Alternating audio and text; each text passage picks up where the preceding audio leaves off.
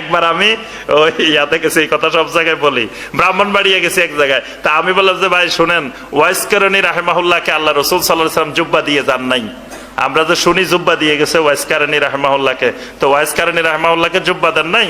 জুব্বা তো আল্লাহ রাসূল সাল্লাল্লাহু আলাইহি ওয়াসাল্লাম আব্দুল্লাহ বিন উবাইরে দিছিলেন, মুনাফিকের লিডারের দিছেন, এবং মুনাফিকের লিডারের ওই জুব্বা দিয়ে দাফনও করা হয়েছে, কিন্তু তারপরেও সে জাহান্নামে গেছে।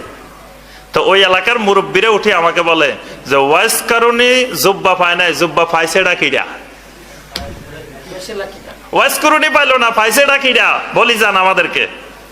তা আমি বললাম যে ভাই মুরব্বীরা শুনেন, ওয়াইস কারণী জুব্বা পাইলে আপনার লাভ কি, না পাইলে আপনার ক্ষতি কি বলেন?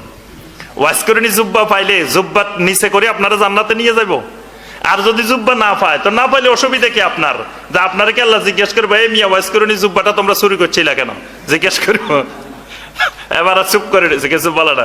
এখন সাহাবাই কেরাম যদি নবী সাল্লাল্লাহু আলাইহি ওয়াসাল্লামের উপরে নাজিল করা আয়াত না বুঝে তো বুঝছেটা কেডা? কি বলেন? এই আয়াতে কারিমাগুলো তো সবার আগে বুঝছেন সাহাবাই কেরাম।